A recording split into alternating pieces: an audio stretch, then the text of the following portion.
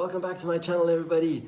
What an epic weekend we had again in Monza. Sixth race in a row, that we've had great races in Formula One. So I think it's really going well, and they're just awesome to watch. I'm so damn excited and everything. Hi Dave, thanks for tuning in. So this time I'm going to do just cover the main topics block by block. We'll start off with Leclerc versus Lewis, which is also the title. And let me see your comments, of course. I want to see, so thumbs up, should we try those again? Thumbs up should be he should have not gotten a penalty. Thumbs down, he should have gotten a penalty. So thumbs up, no penalty. Thumbs down, needs a penalty. Thumbs up, no penalty. There we go. Oh shit, I see a lot of thumbs up. Oh, I see a lot of thumbs up coming through. Okay, so Leclerc versus Lewis, first of all.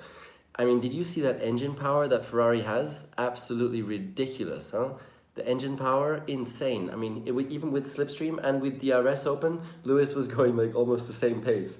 Unbelievable. I don't know what Ferrari have done there. It's not only engine, it's also the aerodynamic package, but still, engine power, you saw it off the start as well. Lewis had the better start, came alongside Leclerc, and then as soon as traction limited was gone, the engine power was just mad.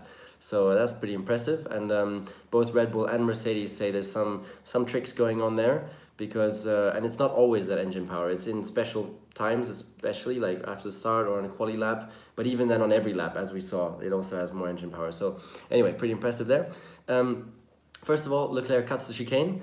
He did that a lot more smart than I did 5 years ago, because I was leading Lewis 5 years ago, and I also locked up in that same corner, but stupid me, instead of jumping over those big lumpy curbs and actually not losing any time, I went straight on through the chicane made of the polystyrene blocks, and there 100% you lose the position. So that's how I messed up 5 years ago, and then Lewis went on to win. Leclerc, smart, just rumbled over those big curbs there and didn't gain an advantage, so that's important. So then he did everything right, and that's okay. No. James, you're saying left track and gain a lasting advantage. He didn't gain a lasting advantage, because the gap to Lewis in front was exactly the same coming out of that chicane as it was coming in. And even Lewis, I was very happy to see, actually. For once, he made a similar not so smart move as I did 5 years ago. I thought I was the only dumb person at the time that would go straight on in the chicane and naturally give up a place, because those polystyrene blocks to go around those takes forever. And then Lewis did the same, towards the end of the race. I locked up, same place as Leclerc, but instead of going over the big rumble strips, he went straight on polystyrene and gave up the position to Valtteri. So that made me feel a little bit better for once. Anyways, and then let's go to the next one though, the more important one, the battle, Leclerc-Lewis. I mean, Lewis was driving phenomenally. The pressure he was giving Leclerc there in the slipstream, staying so close, was really impressive. Okay, so Lewis then comes up, he positions himself on the outside. The regulations are, it's written in the regulations, you must leave a car's width. Okay, that's very clear. So if you look at the regulations, 100% it required a penalty, because the car's width was not there. I mean, there's no doubt about it, there's no discussion, that's a fact. So I was like, oh damn, this is going to require a penalty. And then after the race, however, on Sky Sports F1, I think we had Massi, who's the race director, and he said that the teams and the drivers requested that everything be opened up and be less strict. And that they use more this black and white flag and then give the drivers a first warning, and only on the second time really put penalties. And this is also what all of us wanted after Montreal, because we said, hey, Montreal, it sucks that you have to penalize Vettel in that moment just because it says it like that in the rules, because we want to see that kind of racing. And so I will stick with my verdict now as well, that I think it was the right thing to do, no penalty, because that's the kind of racing we want. We want to see hard racing on the limit. Of course, there's a fine line, because it can't be too dangerous, and definitely Leclerc was on that line, absolutely. I mean, a little bit more, and that was definitely too much. But I think hard racing is what we all want. We want to see those kind of battles, so it's all good. No penalty, understandable. As long as they now keep it that way, though, huh? They need to be always the same, and that's the difficult thing. But I think if they open it up and just become more easygoing and always the same, fine, all good for us. Super exciting, because now also like Lewis, he sees, okay, you want to play that game? Sure, I'm going to play that game with you. And you don't want Lewis to be saying that, because he's going to fight back hard. And when Lewis is just so impressive on the side-by-side battles, it's always the same. As you saw again against Valtteri as well. I mean, poor Valtteri. Yeah, Valtteri was ahead in turn one, miles ahead, a whole car length in front of Lewis, and Lewis just drove right around the outside of him, just as he did in Hungary 2 races ago. I was always on the receiving end of that in my day. So it's just horrible. I mean, Lewis in a wheel to wheel is just so damn strong. Okay, now let's come to the other one, to Vettel. Vettel, yeah, Vettel's spin. Oh my goodness, Vettel. I mean, in qualifying he was strong. He just didn't have a slipstream. Beginning of the race he was strong. He was really on fire, going fast and everything, and then just loses the car like that on his own. Pah. It's weird. It's weird. It's like it's difficult to understand. He's a 4-time world champion. He's one of the best drivers out there. You know, one of the greatest of all time also. And then to spin like that is just it's really strange. It's really, really strange. Not really understandable. So I don't know what's going on there. I don't think he really understands it himself as well. And then the crash afterwards with Perez, with Stroll, that one I can understand a little bit, because you're just stuck there and you have two choices. Either you sit there and you wait for the whole train to go by and your race is over, or you take a bit of a risk and just drive out and hope that there's a gap and there's no one there because you can't see anybody. So he took the risk, I can understand. Of course, shouldn't have done it because it was damn dangerous.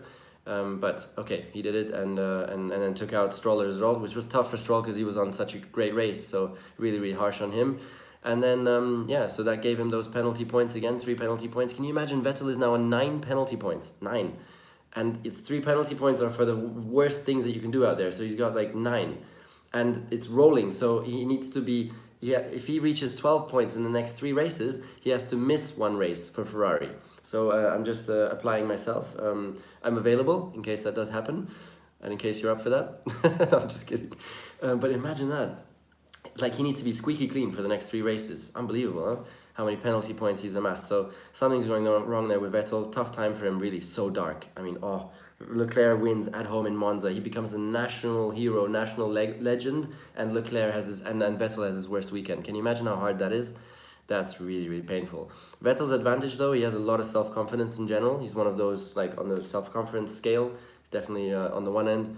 So that's going to help him out here. And then also, Formula 1 is short-lived, you know? You just need to bounce back once in F1, and then everything else is forgotten. The word is, you know, you're only as good as your last race. So if Vettel comes back, wins a race, everything will be forgotten and it'll be all good. So don't write him off. He's gonna be back certainly. And now let's go to the question as well. Number 1 and number 2. So Leclerc apparently has in his contract this kind of a number 2 status, because I think that was a condition for him to join Ferrari, which makes sense, I guess, from a Ferrari point of view. But now, of course, he's the quicker guy. So everybody's like kind of thinking, okay, is he now the number 1? I don't think so. Definitely not. But I do think now that they're absolutely equal, and whoever's in front gets the beneficial treatment. Also, they're not fighting it for a championship anymore because they're too far from Lewis. So it's all about the constructors. So whoever's in front, I think, will just get the beneficial treatment from now on, at least for the next couple of races. Which makes sense, and that's all good. One more thing that you guys didn't see, and that I did because I speak Italian. So Mattia Binotto, the boss of Ferrari, right after the race, his first communication to Leclerc, which was super interesting. He didn't say, wow, congrats, awesome. He said, today you are excused. So today your apology is accepted or whatever. That was amazing, huh? Because that meant that there was some serious trouble within Ferrari after qualifying, more than we actually thought. Because, you know, I mean, everybody was blaming Leclerc for of course, ruining Vettel's qualifying. And possibly even doing some of that a little bit on purpose to try and ruin Vettel's qualifying. But I don't think he did it on purpose. But anyways, internally Leclerc had messed up in qualifying. So I think there was a lot of smoke there within Ferrari. And that will be interesting to see how that continues. So his team boss said, okay, today we accept your apology. That was impressive as the first thing to say. Okay, then let's move on. So Leclerc, certainly he's going to be a future Ferrari world champion. I am 100% sure of that, when the car allows him to do so. At the moment, the car doesn't allow him to do so, so we need to wait for that. And also, I think F1 has a great future. Huh? I mean, the drivers now there, when there's all these legends like Lewis, you always think, oh, damn, what is F1 going to be like once they're gone? Or when Vettel's gone and Alonso's gone and things like that. But at the moment, I mean, there's no worry. I mean, you have Verstappen, Leclerc, Lando Norris, Sainz, Ricciardo, so many, and many more that I didn't name just now. So many incredible drivers. So I think we have a great future for Formula 1 there. Let's mention Ricciardo as well, who's done an epic job there in Monza, taking his Renault home to 4th, if I'm not mistaken. So that was pretty impressive. Ricciardo's showing over and over that he's one of the best out there.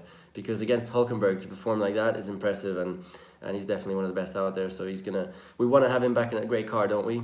All the Ricciardo fans out there, we want to see him back in a potentially race-winning car. Again, give it a thumbs up if you think Leclerc should not have had a penalty, and a thumbs down if you think he should have had a penalty. A lot of thumbs up coming through there. Okay, and after this video, keep commenting down below if you have any questions. I'll be answering them.